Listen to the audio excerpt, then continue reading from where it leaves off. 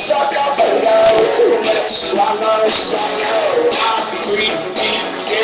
Tony, this is a pool that allows people to get health insurance that otherwise wouldn't have by pooling with lots of other people and giving it some money as well. The estimates I've heard are around $5 billion to try and fund these high-risk pools to give people health care insurance with a medical problem who didn't otherwise have it.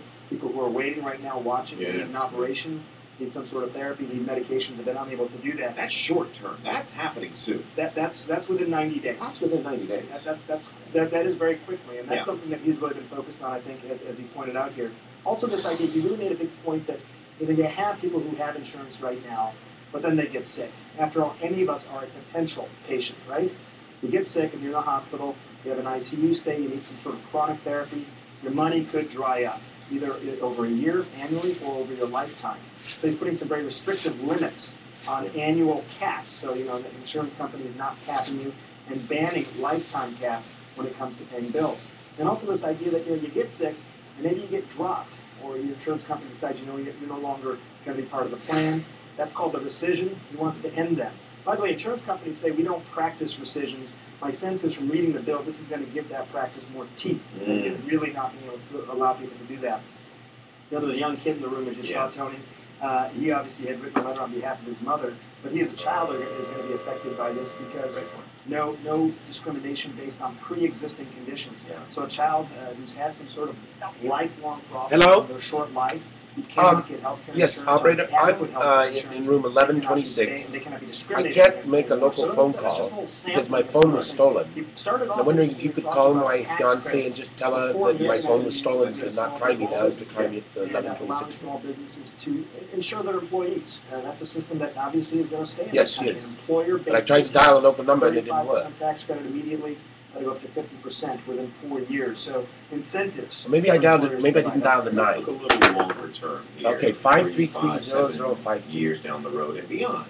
Right. 0052. We're talking about folding in 25 million, 30 million, maybe 32 million more people into the system.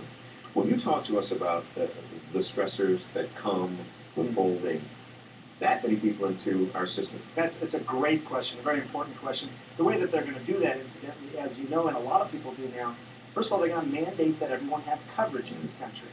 So if you can afford it, you buy it. If you can't afford it, you get help. That's basically the mantra. The mechanism by which they do that is create these health exchanges. Yes. Think of them kind of like supermarkets. You can go and buy your health care coverage. The hope is that those insurance companies will start to compete for your business, Tony, everyone else's business, as opposed to you trying to find a single or a couple of insurance companies. Hey, honey, it's me. My iPhone was stolen last night, so you can't call me on my iPhone. So I'm in room 1126 in the Excalibur. So give me a call there. I'll show up here. I'm just going to jump in the shower, and I'm going to be ready in 30 minutes. That number is expected to grow. There's simply still not enough primary care. How do we doctors. incentivize that side of the business so that we're not producing so many doctors who take care of us when we're chronically ill, but more doctors who are meeting us at the beginning stages of our life and taking us through life healthier? Well, it's a vexing problem, and if you really separate primary care doctors and specialists, you're simply not getting enough people going into primary care. In 2008, so consider this, 1,200 medical students graduated medical school. 2% went into primary care. A lot of people think the number should be higher than 30 or 40%. So part of these incentives, getting rid of some of the paperwork, incentivizing in terms of reimbursements to doctors who are primary care doctors would probably help. So in the short term, as we see the president continuing to work out of the East Room of the White House, and we saw just a moment ago with Congressman John Lewis, and he's continuing to shake hands there, you mentioned that there will be some stressors in the short term to the system. Does it even out over the long term? We get more clinics involved in providing care. Does it start to even out? I think so. These things are impossible to predict. I'll tell you two things. One is that I do think that ultimately, if more people are insured, that the data seems to show that we may become better at preventive services, for example. So finding a lot of these illnesses and potential sicknesses before they occur or before they become problematic. Hey, I haven't been insured. I haven't had access. I haven't even thought about going in to see a doctor. My blood pressure checked. In years. Right, mammograms, colonoscopies, you name it, in terms of finding diseases before they occur. But the flip side of this, that is this, Tony, that it is hard to draw a straight line between coverage between having a healthcare insurance card in your pocket and becoming healthier. Yeah. You'd love to say that it does. But I know a lot of people, as do you, Tony, who have these health insurance cards in their pocket right now and still aren't leading the healthy lives that I hope they would. Seeing their doctors, practicing healthy behaviors. So whether or not we become a healthier nation as a result of this, we have to wait and see. And that would take some time. Sanjay, I know you have to run here soon. I'm going to hopefully get you, not to hold you, to stick around a little bit. I just want to do a bit of a reset for folks. In case you missed the historic event that just took place, President Obama's signature, domestic issue, gets his signature and becomes law just moments ago. The president signed the most sweeping health care legislation in 4 decades. It will overhaul the nation's medical care system and extend insurance coverage to an estimated 32 million Americans. We will hear from the president again shortly at the historic signing ceremony. He said the legislation will mean immediate help for many Americans. The bill I'm signing will set in motion reforms that generations of Americans have fought for and marched for and hungered to see. It'll take 4 years to implement fully many of these reforms because we need to implement them responsibly. We need to get this right. But a host of desperately needed reforms will take effect right away. You know what? Let me do this. I want to get to Dr. Brian Hill and Kathy McClure in just a moment. But, there was a question, Sanjay, that keeps coming up. It is the doctor's fix. Right. Can you explain what the issue is and if there is a fix in this bill, in this law? I will try and be as brief as possible because it is somewhat complicated but important. The way doctors get reimbursed from Medicare is based on a formula called sustainable growth rate. Yeah. You don't need to remember that name. All it means is that the way that they get reimbursed is more attached to the economy and how the economy is doing rather than inflation. Yeah. A lot of their expenditures in Medicare are adjusted for inflation.